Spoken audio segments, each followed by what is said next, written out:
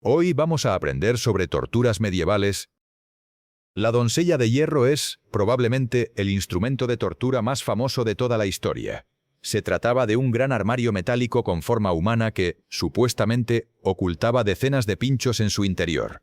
Según la leyenda, cuando la puerta se cerraba, los pinchos inmovilizaban a la persona y le provocaban un sufrimiento extremo. Sin embargo, aquí llega la parte más sorprendente. La mayoría de los historiadores actuales creen que este aparato nunca llegó a utilizarse durante la Edad Media. De hecho, muchas de las doncellas de hierro que hoy se conservan fueron fabricadas siglos después para exhibiciones, museos o espectáculos.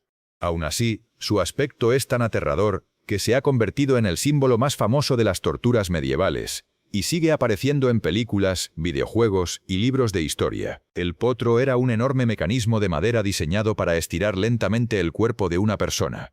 La víctima era atada por las muñecas y los tobillos mediante cuerdas conectadas a unos rodillos. Después, el verdugo comenzaba a girar una manivela que iba aumentando poco a poco la tensión. Lo peor era que el objetivo no siempre era ejecutar a la persona.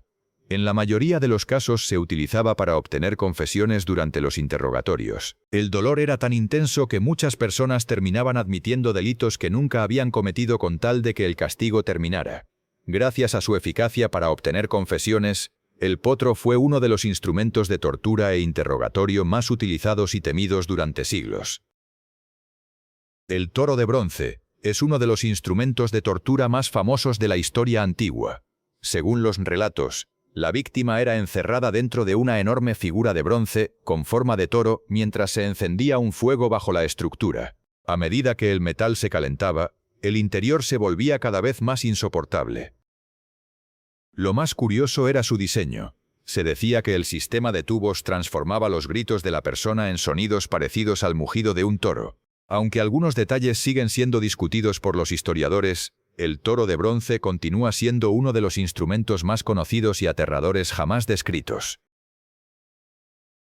Aunque muchas personas creen que fue una tortura medieval, la famosa gota china probablemente nunca existió exactamente como se cuenta.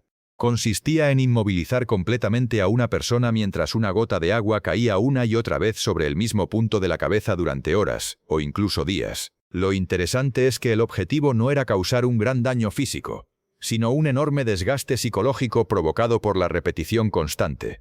Con el paso del tiempo, esta historia se hizo tan popular que terminó convirtiéndose en una de las torturas más conocidas del mundo, aunque su existencia real siga siendo muy discutida.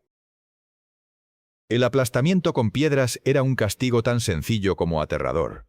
La persona era inmovilizada en el suelo y, poco a poco, se iban colocando piedras cada vez más pesadas sobre su cuerpo. El objetivo era obligarla a declarar, confesar un delito o aceptar una acusación. Si la víctima se negaba, simplemente seguían añadiendo más peso. Al no necesitar mecanismos complicados, este método fue utilizado en diferentes lugares durante muchos siglos. Precisamente esa simplicidad hizo que fuera uno de los castigos más temidos de la época. Eldi. La jaula colgante consistía en encerrar a una persona dentro de una pequeña estructura de hierro suspendida varios metros sobre el suelo. Permanecía allí durante horas, días o incluso semanas, expuesta al frío, al calor, al viento y a la lluvia. Además del sufrimiento físico, el castigo buscaba humillar públicamente a la víctima delante de toda la población. Cualquier persona que pasara por el lugar podía verla, convirtiendo aquel castigo en una advertencia para todo el pueblo. Su impacto psicológico era casi tan importante como el propio encierro. La sierra es una de las torturas más conocidas en los relatos históricos sobre la Edad Media y la Antigüedad. Según estas historias, la víctima era inmovilizada mientras una gran sierra era utilizada durante la ejecución. Sin embargo, muchos historiadores creen que algunos relatos fueron exagerados con el paso del tiempo para hacerlos todavía más impactantes. Aún así, la imagen de una enorme sierra manejada por verdugos se convirtió en uno de los símbolos más reconocibles de las antiguas torturas y sigue apareciendo con frecuencia en películas, libros y videojuegos. La cuna de Judas era un dispositivo formado por una base de madera con forma de pirámide. La persona era sujetada mediante cuerdas mientras era descendida lentamente sobre la punta del aparato.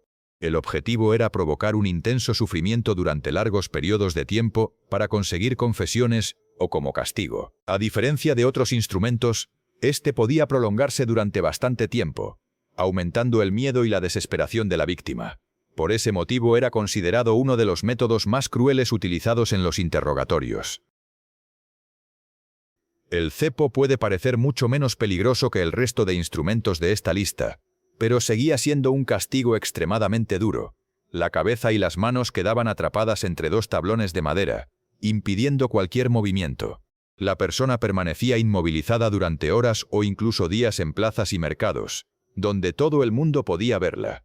Además del hambre, la sed y el cansancio, debía soportar las burlas, insultos e incluso los objetos que algunas personas lanzaban contra los condenados. Precisamente esa humillación pública era una de las partes más importantes del castigo, y hacía que muchos lo recordaran durante el resto de su vida.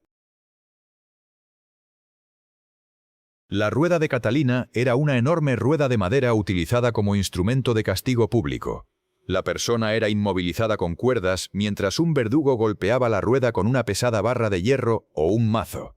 Este método estaba reservado para delitos considerados especialmente graves, y buscaba tanto castigar al condenado como enviar un mensaje de miedo al resto de la población. En muchas ocasiones la rueda permanecía expuesta en lugares públicos durante días para recordar lo que podía ocurrir a quien desobedeciera la ley. Por eso se convirtió en uno de los símbolos más conocidos de la justicia medieval.